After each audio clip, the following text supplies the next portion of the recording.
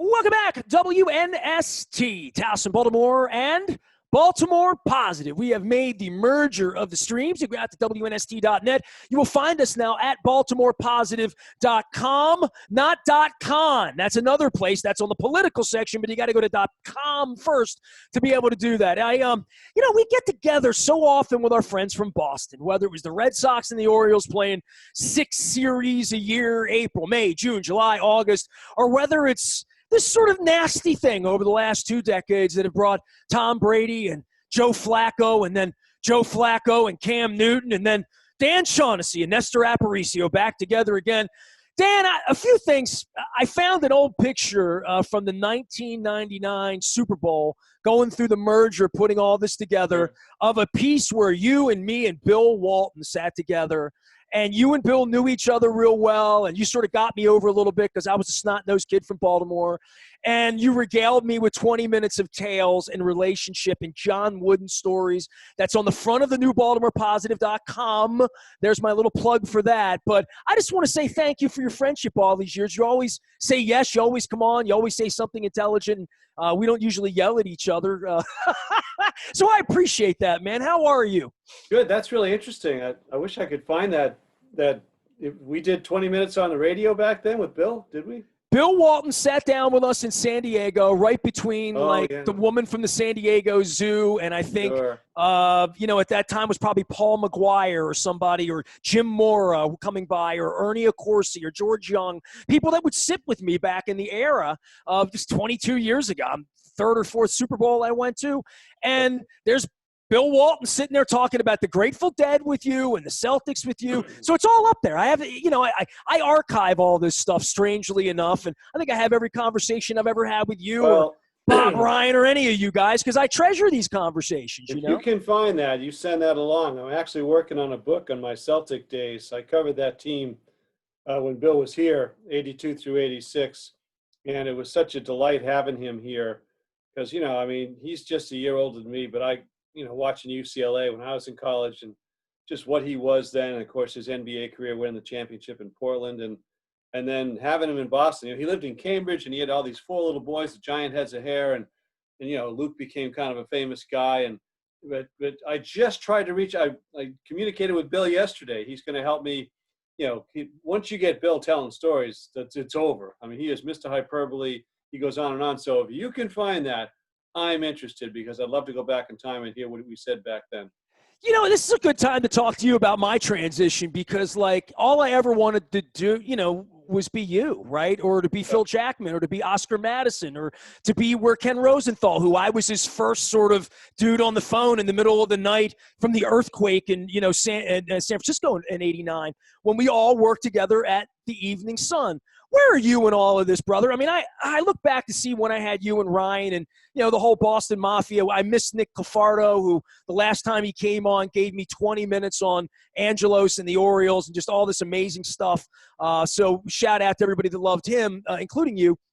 But, I would say through all of this, I've moved to storytelling because I don't know that box scores are going to sell anymore. The last time you guys came on, you told me the Red Sox aren't even the biggest deal in Boston. And now I watch the Patriots play, and they're not the Patriots anymore. And we're going to figure that out this week, and that's why I'm having you on. But I think for all of us who built a kingdom and a life around sports, boy, this plague's going to change something, isn't it?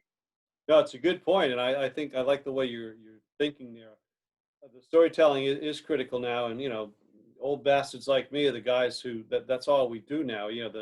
When we were still gathering and getting together with the young writers in press boxes or traveling, whatever, it'd be fun to have the young people around, and because all my hackneyed old stories were all new to them, so you kind of get the wide-eyed people when you're talking about could be Brooks Robinson, Reggie Jackson, Jim Rice, anything from back in the day, and now I'm into the Larry Bird. I'm living in the past, literally going through this book. I'm like living 40 years ago in the early 80s with my Celtic years. And one thing, Nestor, we got to do it when it was the most fun is how I look back. I don't bay at the moon or wish it was like the old days. I understand how, newspapers are somewhat irrelevant now, and the print model's going away. And it's different platforms, how people get their information, how they get their entertainment. And that's okay. That's evolution. That's the way it's supposed to go. So Yeah, I feel very blessed to have had a wonderful career, and I owe so much thanks to my friends in Baltimore, Bill Tanton, who hired me in 1977, and you referenced Phil Jackman, who's a Worcester guy, and he looked out for me. I was 23 years old, arrived in Baltimore. I had never written a check. My first check was written to Stebbins Anderson, the hardware place. There you go. I bought You a live desk across the Kenilworth, did you? I bought a. I lived at Kenilworth at Charles, right at the Beltway there, exit 25, across from Ruxton Tower. There was these apartments up the hill. It was just a great time of life, and the people of Baltimore were so nice to me. I'll never forget that, because I didn't know anything. I didn't know how to do anything, and it was really the first time I was independent, living on my own. And what a place to do that, to be in Baltimore at that time, because people were so nice, and it was really the time that I believe the town really just took off, with the marketplace and the Orioles, and I know the Colts were leaving. That was unfortunate, but hey, you got your Ravens now, so that's all good. Well, you were here 77, 78, right? I did the Orioles right through the strike of 81, but I was in Towson 77, 78, and then I moved down to Alexandria. I worked for the Washington Star, but I still covered the Orioles. So I was coming up every day, and had friends. I could crash at people's homes up here in Baltimore, and it was just a great time. 5 years covering the Orioles, the best 5 years I had. You know what I loved about the Washington Star as a kid who loved, I was a newspaper complete junkie. My dad got the News American and the Baltimore Sun and the Evening Sun. I would get on the side. My grandfather got that. My neighbors got it. I read it all the time. But the Washington Star I loved because you had the wrestling results from the Capitol Center. So you know what I mean? When that happened, that was great. Dan Shaughnessy is here from Boston, from the Boston Globe. We got Patriots. I had Pluto on a couple weeks ago because we played the Browns. And, I know Terry over the years, and I think his ABA book's as fine a book as sports book as I've read this side of Seasons in Hell and Mike Shropshire and the Life and Times of the Texas Rangers. I read a lot of books, man. I've written a couple of sports books, but this is all I ever wanted to do. And to sort of see the end of it as we know it, I'm only 52, man. I got a lot of life left in me, right? And I can talk about those days and all of that stuff, but there is something about like Earl Weaver stories or Burt Jones stories or that era that I'm 11 or 12 or 13. The 79 Orioles for me were like my dad and I going to G&A Coney Island Hot Dog in Islandtown. I went to 42 games that summer. I was 10 years old. I turned 11 during the World Series and lost to the Pirates. But your experience with all of that was literally like you're in the pictures down on the field with Howard Cosell afterward, right? Yeah, it was those years. So I came on board in 77. Of course, 79, that was kind of a wire-to-wire job. We got to Miami, and you could kind of see they were ready to take off. And, the Yanks had won the World Series in 77 and 78. And, Mike Flanagan exploded that year, went 23-9. They had cakes going, as usual, Cy Young caliber season. Scotty McGregor was, as usual, 16 wins, who would always pitch like a 2-hour and 20-minute game, by the way, a 6-hitter, very economical game. Let the guys get themselves out. Dennis Martinez was coming on then. It's just like being a little kid. I could recite the entire roster. I feel my box scores right now. I want to get my pen and make sure I get Sammy Stewart and see if he went 2 innings late in the game. It was so great. And when I first got on the beat, every coach of that team became a major league manager. Jim Hunter, Jim Fry, George Bamberger, Frank Robinson, and Cal Ripken. They were the coaches. They all became big league managers of one level or another. Billy Hunter too, yeah. Yeah, Billy Hunter went to the Rangers on June 23rd, 1977. We were in Cleveland. And he had been waving guys home from the third base. Dude, you're like Mary Lou Henner with the Orioles. Holy cow, that's beautiful. Yeah, and it was we were in Cleveland, and I just started, and they said, yeah, the third base coach is going to Texas. And so he and Earl would get together out there. Man, I don't want to bore you, but it was good. You don't bore me. I'm about to ask you where you were when Munson died because I know the Orioles were involved in that, so I'm feeling like you made it. August 2nd, 1979. That was a Thursday. And Edward Bennett Williams bought the Orioles from Gerald Hofberger on Thursday, August 2nd. And that was the same day Thurman's plane went down. Also the day that Tony La Russa was first hired by the White Sox, 1979. Look it up, Thursday, August 2nd. Was that also the night that Edward Bennett Williams went out to dinner in D.C. and they sung Take Me Out to the Ball Game to him thinking that they had stolen the Orioles? I don't know, because I was in New York doing a piece to advance the Yankee-Orioles series because the Orioles were going to New York for a 4-game series, Friday through Monday. And of course, And that was a Thurman big died. deal in 1979. Big deal in my life as a 10-year-old kid, Yes. right? And the Yanks had been in Chicago and the Orioles were in Milwaukee. So I went to Chicago and joined the Yankees and hung out to write a piece on them. On Wednesday night, everybody dispersed and Thurman crashed his plane on Thursday. I was literally on hold for George Steinbrenner when Mickey Morabito, the PR guy, came on and said, George isn't going to be able to talk to you. And I saw the TV light up and it had Thurman's plane had crashed, and that was the end of that. And the next night, the Orioles had to open the 4-game series, and that's when they left the catcher's box empty. And I think the guy who was the catcher, he just coached for the Red Sox this year. But in any event, it was a very emotional series, and they buried Thurman on Monday, and Mercer got the winning hit Monday night. It was any of those guys would tell you that was an emotional time for them. Dan, I came to, I guess, to talk Patriots and Ravens. I sort of guess. I mean, it was a little weird watching Flacco run around out there and flick it around in a Jets helmet. And I guess sort of weird for all of you with Tom Brady and whatever that was on Sunday night. But whatever that was before then, give me a little state of the Patriots as you see it in the 50,000 feet from the league down, because we're pretty good and we're winning games, 2 touchdowns on the road in Indianapolis. Baltimore had never won in Indianapolis, Dan. Let that sink in, okay? Wow. So after all of that, we lost 6 times out there. I did not go to the game this week because I'm COVIDed up at this point with my wife and sort of staying home and staying out of the fray. I went to a couple of games last month, and I decided that, like, going to empty stadia and getting on a plane to go to Houston to do it, which I did, to sit on the roof with nobody there, was something I didn't want to do too many times in my life. And then I realized there wasn't a whole lot of value in doing it other than seeing who was hurt, who was going into the tent, and sub packages coming onto the field. And I've bowed out of it just for a little while for a lot of reasons. But where are you? Give me a Shaughnessy look at the Patriots at this point.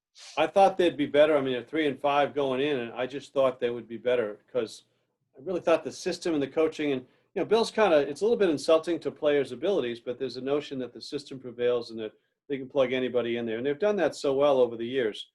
But clearly Tom Brady, he left at the right time. I mean, there's not a lot of support this year. 8 guys opted out, not a lot of offensive weapons, and people have been hurt. They've had a COVID issue.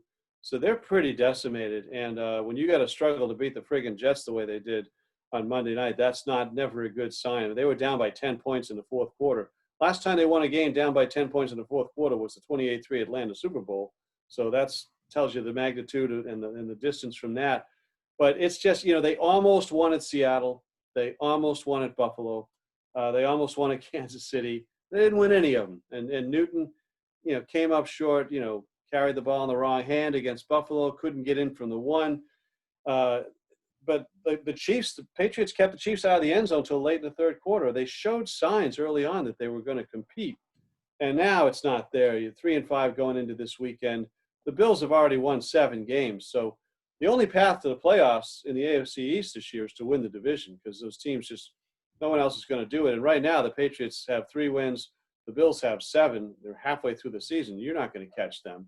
And it's a weird feeling that after all the success, the Pats have won that division 11 straight years. I think 16 out of 17 years. It's like the old Atlanta Braves. It's just a joke. Well, we can all agree that we have had enough of this, right? So, there's a part for me.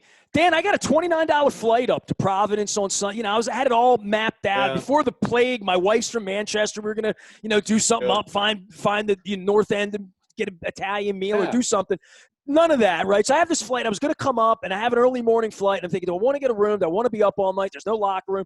And then I'm thinking, man, seeing this morbid version of the Patriots like I did at old Schaefer Stadium when I chased Warren Moon up there one time, back in the, I don't know, it was the Brock Huard era. I don't know what era it was, but it was a million years ago. And, seeing nobody there after the pain of Billy Cundiff and Lee Evans and, the nightmare of the 2 touchdown, it's been monumental, the Ravens Patriots games. And I was at a couple of those Patriots-Colts games, the Peyton Manning up there before that. So, and I went to a couple playoff games up there in the fog, as I remember, against the Steelers back in the 90s. So I went to a lot of games up there, but finding it sort of back at rock bottom, like Schaefer Sullivan Stadium, whatever they're calling up the road, where there's nobody there and the foghorn and nobody, and there's no Tom Brady coming. There's a little part of me that wants to go experience that, to see the pain and the anguish. But my wife even said to me on Sunday night, she's like, I felt a little sorry for Tom Brady. And I'm thinking, we're not going to turn these people into sympathetic characters at this point, Dan. I can't do it, man. You can get that experience watching it on TV. There's really no need. There's no need. But from a success standpoint, and maybe this really does speak to me having gone to Kansas City right after they win a World Series, seemingly, and there's nobody there anymore. And here in Baltimore, where like 1 minute it's, you know, they're winning games in Machado, and the next minute they're going to lose 110 games and nobody's there. You told me the Red Sox, there's a little fall from grace. Obviously, they've got managerial issues and calling press conference, whatever they're doing, right?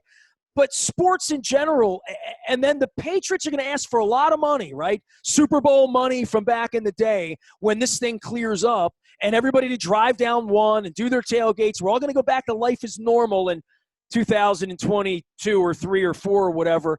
I don't know. I am very concerned if you're not winning, and I'm very concerned for sports going off the radar. I mean, you and I talked about our plight as old sports writer guys or whatever we are at this point.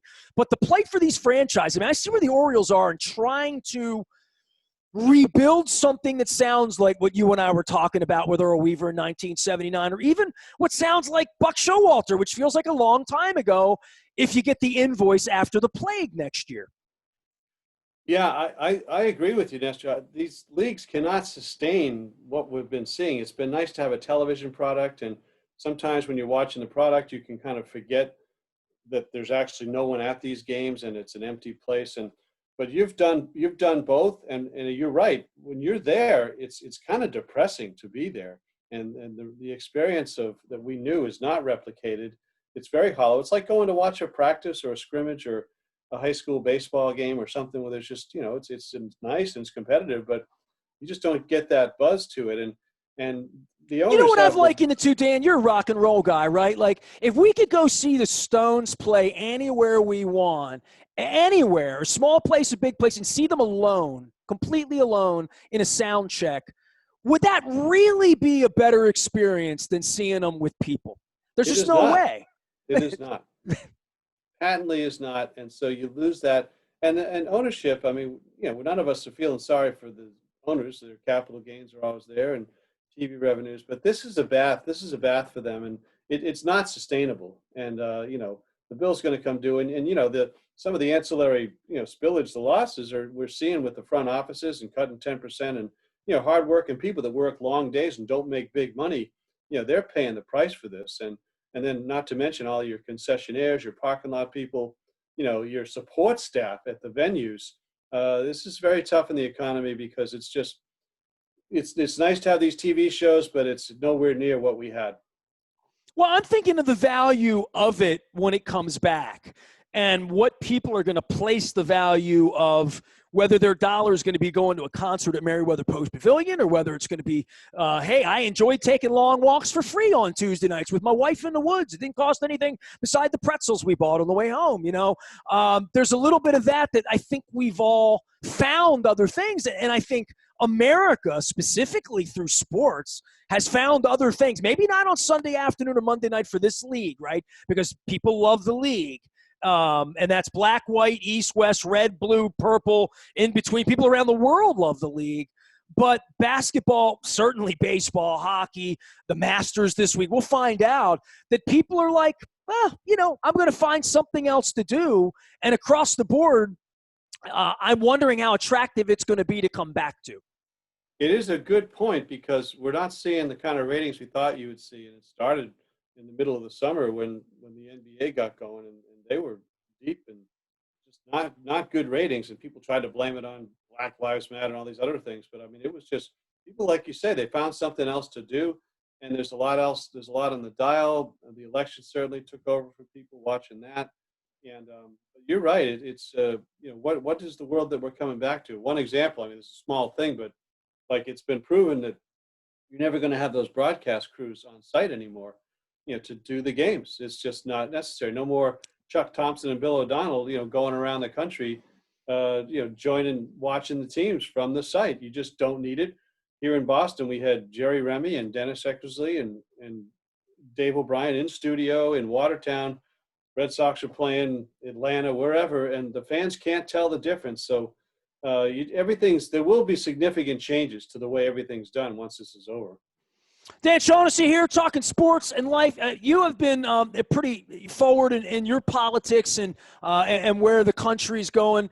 I guess in the aftermath of all this, sort of some healing and some sort of calm and whatever there's going to be, sports is sort of the weird thing that brings us together. And this league and these weekends, and my dad would always talk to me about, after Kennedy being shot in Dallas, he would just talk about football after that. And people always ask me about football, and I've talked 30 years, and I think there's something about the holidays. I think there's something about Thanksgiving. I think there's something about the world stopping and people watching football that's happened in the cold weather as the leaves change in cities, college football on Saturdays. Football is this really weird thread that we could still really vehemently disagree about, like life, the rest of life, everything. And if the only way we know someone, and I found this out through my experience in 30 years of having this incredible audience and these relationships with people, that I really didn't know people a whole lot until recently. But when you only know them through sports and you're all wearing a Ray Lewis jersey or a Joe Flacco jersey, or, in your case, if it's Bruins or Celtics, that it is something that really does bring people together. And I'm not sure what else does. No, I think that's a good point. I know that even if I don't necessarily lock down or pay attention to who's winning, whatever, I just have it on. And that's a big thing. Certainly, I think in a lot of households on Thanksgiving, it's like while you're making pies or taking the turkey out of the oven, the Lions are on in the background. You see the Lions helmets. And they're usually losing. and they're usually losing. These are traditions that we come to trust, and it makes us feel somehow comfortable and at home that things are semi-normal. And I think that anything that makes you feel a little bit normal, that's a good thing these days, because everybody's world has just been rocked. It's a tough time. We don't have Alex Trebek anymore, man. Yeah, what's going on? And that'll be something, because I think the last episode's going to air like at Christmas, and that'll be one last goodbye. But what a send-off! What a brave guy, and just I love how he just became part of America. I love how he's been feeded for knowledge, during this particular time. You know what I mean? Like that he was known for knowledge. And as it once said on the outside of Faber College in Animal House, knowledge is good. Right, Dan Shaughnessy? That is absolutely true. And I was a clue on Jeopardy like 15 years ago or something. And it was the only time that my mother-in-law thought I had a real job. I mean, the fact that, because she watched Jeopardy every night, and I was kind of a suspect, does this guy have a job or what? Was it a Bambino thing? Had to be, right? It had to do with Red Sox Nation, and it was a citizen of this group, and, book titled by Dan Shaughnessy. And boy, that got, the only two people that saw it were my mother-in-law and my daughter at college. So those are the people who watched Jeopardy. Hey, man, I watched Jeopardy. It's funny. My wife and I were watching. We started to watch it. I don't know why, because I'm outrage TV at 7 p.m. just doesn't go, and we're having dinner or whatever. Yeah. Sometimes it's a little like, Guy Fieri or whatever we would do. But we've gotten into Jeopardy, and my wife and I play. And she hit me like 3 weeks ago. She's like, you should be on Jeopardy. I'm like, I mean, I'm like couch good and not like go on Jeopardy and win good with 18th century architecture or literature. And I guess for all of us with Alex Trebek, we all want to meet somebody that's smart, right? Like any of us that went to college or write for a living love us some Ken Jennings, right? Absolutely. There was a sports writer in Cleveland, Bill Livingston, and he was on. And my estimation of him went up years later. Whenever I'd go to Cleveland, I'd want to talk to him about what it was like. He didn't win, but just the fact that I knew somebody who was a contestant, it was cool. This is the point in the show where I call you Hall of Famer, because I was going to do that in the beginning. Anything on baseball you want to say just about to end this thing about fixing it or where it's going in the aftermath of this mess? Oh, my God. My heart bleeds for the game, and I love baseball. I'm a baseball guy. And, I mean, you guys got the situation with the team there, but the team that finished ahead of the Red Sox this year, I may add. But just the state of the game and the pace of play, it's not that the games are too long, but it's that nothing's happening. And this notion of striking everybody out and walks, strikeouts, and homers, the true outcomes, the pace of play, the fact that the players don't see anything wrong with it. Even those good World Series games, and those were good games, but 420 is a lot to ask, and young people aren't going to do it. So you can't have a situation where this generation of older people who love the game are going to go off into the sunset and not be replaced by young people. They've got to figure something out to help pace of play so that things are happening during the game and we're not standing around waiting for a 3-2 count, foul off 4 more balls, and then pound a strike 3. 14 years ago, Angelos took my press pass, Dan, after 21 years of covering the team, and I still get my kicks when Janet Marie Smith, puts up pictures with her kids at the end of winning a World Series as a Dodger, and Adam Clark, who has a very special relationship with my partner Don Moeller's nephew, who's from Catonsville, a Baltimore kid. His dad's very involved in doing cool charity baseball stuff here in Baltimore, in Southwest Baltimore. So, there's an angle. Even when your team stinks, there's always an angle because it's Baltimore and baseball, right? I mean, you think that's sort of like there's no chance the Orioles would ever be in jeopardy of leaving Baltimore? Oh, man, it'd bite your tongue. I can't even think about that. I'm not going to entertain that. But okay, good. Never say never. So, and I mean, I know the Colts left and the old timers will be shocked to hear about this stuff. So I don't want to go there. It's just I couldn't be in a world where there's no Orioles in Baltimore. It's a bad time to be looking to do a lease right now, I think, anywhere in America, for any team, any franchise, any sports team. Dan, you're always kind with your time and generous and great with your insights. Good luck with the Walton thing, chasing him down. I'll certainly send you over a link. I'll share you share my link, and it's a picture of a younger version of both of us. How about that? I'll just leave it at that. I appreciate that. Thank you, Nestor. Enjoyed it. Dan Shaughnessy, the Hall of Famer. He's up in Boston still doing it. Patriots, Celtics, Red Sox. The Bambino, the curse is all long since over, and now it's the new curse trying to pick up baseball and get us all to come back and want to go have a Fenway Frank on Yawkey sometime soon for less than $10. Ness at BaltimorePositive.com finds me. We have merged the streams between WNST.net and all of the cool stuff we're doing in the aftermath of Joe Biden's new America. We are WNST.net, AM 1570. Taos in Baltimore. We never stop talking. Baltimore Positive.